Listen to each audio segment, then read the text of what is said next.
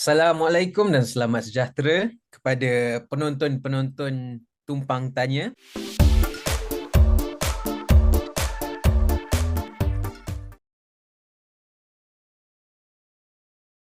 Selamat kembali ke episod baru.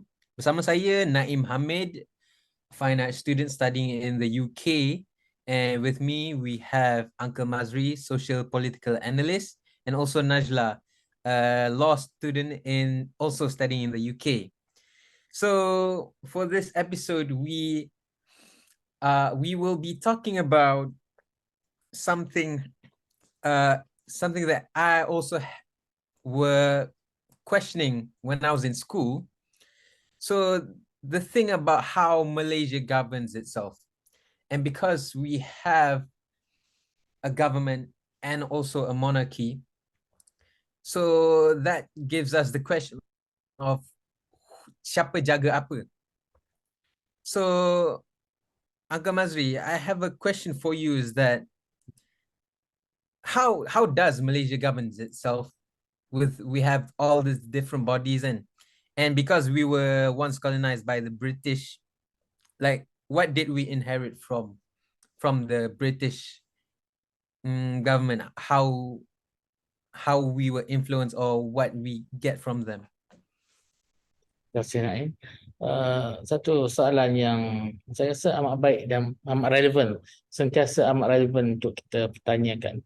Kita seperti mana kita semua tahu, kita merdeka 31 Ogos 1957 dan kemudian Malaysia terbentuk 16 September 1963. Perlembagaan kita itu, kita perlu ingat, United Kingdom tidak pernah ada satu dokumen dipanggil perlembagaan, tidak ada perlembagaan bertulis.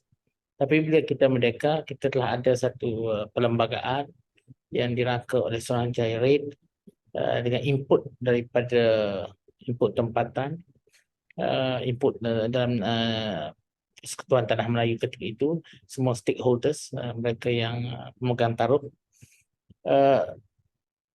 Perlembagaan Persekutuan 1957 yang diasas kemudian kepada Perlembagaan Malaysia mewujudkan sebuah negara yang mempunyai sistem raja berperlembagaan. Tetapi berbeza dengan sistem British, bukan setakat raja berperlembagaan, tetapi yang menggunakan sistem persekutuan. Bagi United Kingdom ini sebuah negara unitary, kesatuan. Walaupun di zaman Tony Blair ada dipanggil devolusi atau devolution antara England, Wales, Scotland, Northern Ireland. Tetapi dia tetap sebuah negara unitary, sebuah negara kesatuan. Kita persekutuan. Ada mula-mula 11 buah negeri, kemudian kemasukan Malaysia ada 13 buah negeri. Prinsip pertama, raja berperlembagaan. Kedua, demokrasi berparlimen. Mengikut sistem British, di mana pengundi memilih ahli parlimen dan parti yang mempunyai majority di dalam Dewan Rakyat atau di UK House of Commons membentuk kerajaan. Di United Kingdom, walaupun yang memanggil ahli parlimen, ketua parti yang terbesar yang mempunyai majority itu ialah raja atau ratu, tetapi prinsipnya ialah rakyat yang menentukan melalui pilihan raya umum. So, raja berperlembagaan dan demokrasi berparlimen. Itu dua prinsip yang amat penting. Di Malaysia lebih mudah kerana kita ada satu dokumen yang dikatakan dipanggil Perlembagaan Persekutuan yang merupakan secara asasnya undang-undang tertinggi negara. Mengikut perkara 4 pasal 1 Perlembagaan Persekutuan ialah undang-undang tertinggi, mana-mana undang-undang yang diluluskan selepas merdeka yang bertentangan batal. Jika ia bertentangan, setakat yang bertentangan. Manakala bagi undang-undang yang digubal, dilaksanakan sebelum merdeka, mahkamah mempunyai kuasa untuk memastikan bahawa undang-undang tersebut melalui proses modifikasi agar sesuai dengan perlembagaan yang ada. Kuasa dalam dalam sistem ini berada di tangan rakyat. Itu harus diakui. sama ada di United Kingdom ataupun di Malaysia. Ia terletak di tangan rakyat, kerana rakyat yang menentukan. Jadi ia prinsip ini berdasarkan bahawa rakyat secara kolektif bijak mereka mempunyai kebijakan untuk memilih kerajaan yang mereka inginkan. Di Malaysia tidak lagi perlu daftar mengundi sebab pendaftaran automatik. Perlembagaan mewajibkan negara melalui Suruhanjaya Pilihan Raya untuk mendaftarkan setiap yang berumur 18 tahun sebagai pengundi. Tapi kita tidak mewajibkan pengundi ini untuk mengundi bila tiba pilihan raya. Ada setengah negara yang mewajibkan. Tapi Malaysia tidak. Kita hanya mendaftarkan. Maka sudah tentu seperti di United Kingdom, kalau di United Kingdom House of Commons mempunyai kita peranan terbesar, kuasa terbesar sebagai badan yang terpilih. Begitu di Malaysia Dewan Rakyat. Jadi itu secara asasnya raja perlembagaan memasuk. Kalau di Malaysia perkara penting dalam prinsip raja perlembagaan ialah perkara 40 dan perkara 41A dan perlembagaan. Prinsipnya mudah, iaitu Yang di-Pertuan Agong, daripada ke Baginda di-Pertuan Agong mesti mengikut nasihat Perdana Menteri. Dan perkara fasa 1A, perkara 40 fasa 1A kata nasihat ini hendaklah diikuti. Dan tidak ada timbul lagi persoalan discretionary. Manakala kuasa-kuasa yang bersifat discretionary atau budi bicara dijelaskan secara terperinci dalam perlembagaan. Okay. Selain daripada itu, sebagai perkara yang perlu dilaksanakan dan pemerintah dan Di-Pertuan Agong perlulah mengikut nasihat Perdana Menteri, dan nasihat Perdana Menteri itu wajib diikuti. Itu prinsip asas kalau kita baca perlembagaan perkara 40, perkara 41A. Jelas. Dan Perdana Menteri dipilih dari kalangan ahli Dewan Rakyat walaupun dilantik oleh yang di-Pertuan Agong, tapi terdapat kita kata balancingnya, iaitu Baginda wajib melantik seorang ahli Dewan Rakyat yang pada pandangan Baginda command the majority, command the confidence of a majority of members. Tetapi perlu diingat bahawa satu kuasa imbangan lagi, itu Dewan Rakyat majority boleh mengadakan undi tidak percaya atau menyatakan ketidakpercayaan kepada Perdana Menteri. Dan jika ini berlaku, maka Perdana Menteri mempunyai opsi sama ada untuk meletak jawatan ataupun beliau menasihatkan Di-Pertuan Agong untuk membubarkan Dewan. Dan yang Di-Pertuan Agong punya kuasa berbicara untuk membubarkan Dewan dalam keadaan ini.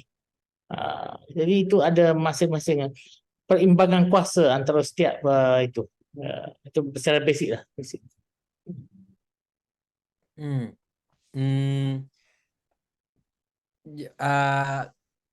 Yang baru-baru ni the law yang kata umur 18 tahun boleh undi tu, itu masuk dalam Perlembagaan Persekutuan ke? Is that? Ya, mengatakan.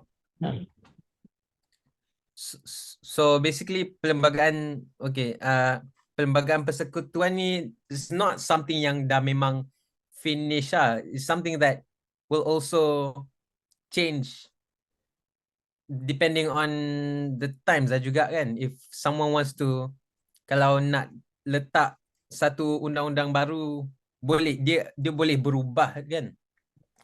Ya. Konsep satu perlembagaan yang baik, ia tidak terlalu rigid sampai untuk menggubal dia near impossible atau hampir mustahil. Dan dia tidak terlalu mudah untuk digubal bagi menyesuaikannya dengan era atau zaman. So ada perimbangan satu dokumen. Ia berbeza dengan misalnya kata undang-undang biasa, akta parlimen biasa yang memerlukan hanya majoriti. Kebanyakan peruntukan perlembagaan memerlukan majoriti 2/3 yang berbeza. Tapi perlembagaan juga tidak bolehlah terlalu ketat ataupun terlalu rigid. Sampai bila perlu perubahan, tidak boleh diubah. Itu ciri perlembagaan yang baik lah. Yang perlu ada lah. I see. So, well, so my next, well, not exactly as a question, but more or less like a borak-borak sikit. So, Najla, so you're studying law, right? So, Yes. may I ask, like, which type of law are you studying? I actually study a lot of different areas, tapi Najla most interested in criminal law. Criminal law. Yeah. Do you know anything about, do you learn anything about, since you're in the UK, and anything about like how like UK comes up with its channel, because we have our Perlembagaan Persekutuan. So what does UK have, like, instead of us having ours? Okay, so in comparison dengan Malaysia punya, actually UK punya constitution is uncodified. So maknanya it's macam, I would say agak adaptable lah.